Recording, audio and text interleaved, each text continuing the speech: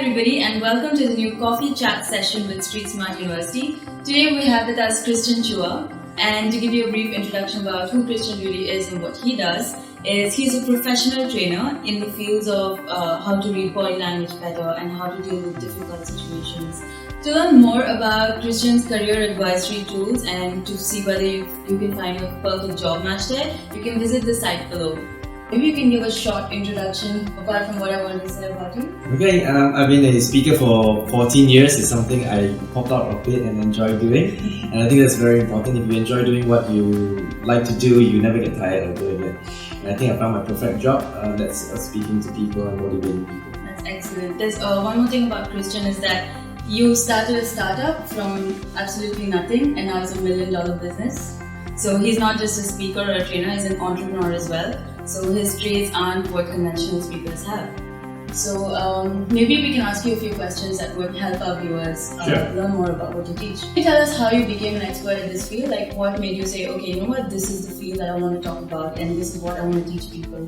So I am an expert in human behavior, and one of those things that I teach on is body language. And it's very interesting because one day a guy walked into my office. He was selling advertisement space, and the first impression I had was this guy's a con man. To cut a long story short, I was right. He was a con man, and I got conned. And why did I have this little impression and I didn't act on it? Because we always thought, hey, we could just maybe we were wrong. We could sweep it down the carpet. But when I went into to study on body language, it was very definitive that he showed all the signs, all the telling signs that he would be a con man, and that's when I got really interested in body language. And when I studied in it, I realized I was a natural. I was a lot better. A few percent of the population are naturals, which means we could detect all these and we could understand and we could detect how the person is thinking or feeling, and I was a natural.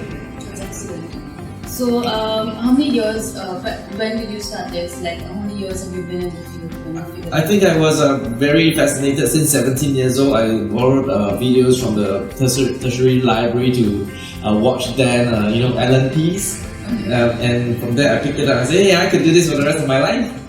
Okay. That's excellent. Okay, can you share with us one or two interesting tips about body language?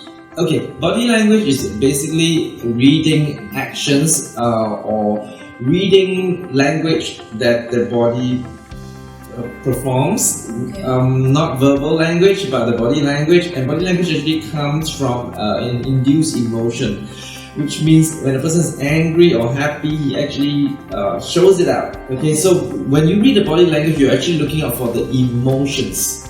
When you read the emotions, then you can tell the thoughts.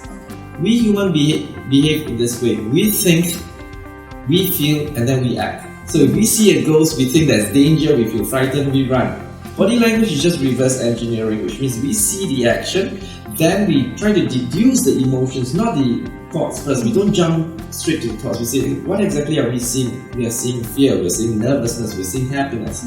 Then we can come to a conclusion what the guy is thinking or what's going through his head. Okay, so do you just walk into a room and you can see what kind of people want to talk to you and what kind of people are more reserved? So can you just make all this difference when you walk into a room? Very good question, Manasa.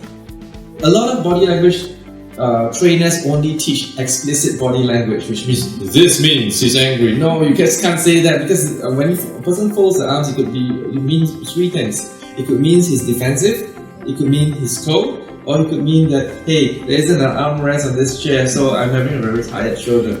So there's a second level to body language than just explicit body language, and that's called facial expression. So if I show you like that, sure, you can come to a conclusion, I'm defensive, because the face is really expressive. But if I do something like this, then you can tell I'm cold. So when you couple these two traits together, it becomes more accurate. But I brought it up to 3 more levels.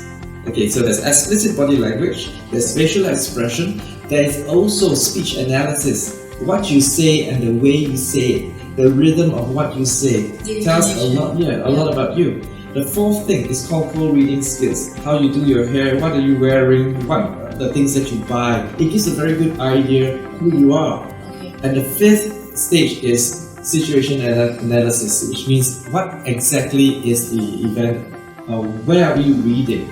Is he in the middle, in front of a prime minister, or in a safari, or among friends? You have to take all this into consideration. Body language is extremely accurate. How do you detect deception?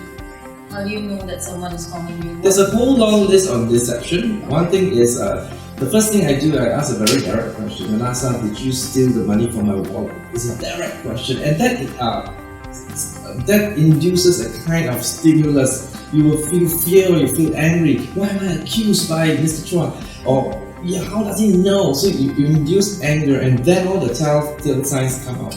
Number one, it could be rubbing of nose. No, Mr. Chua, I didn't.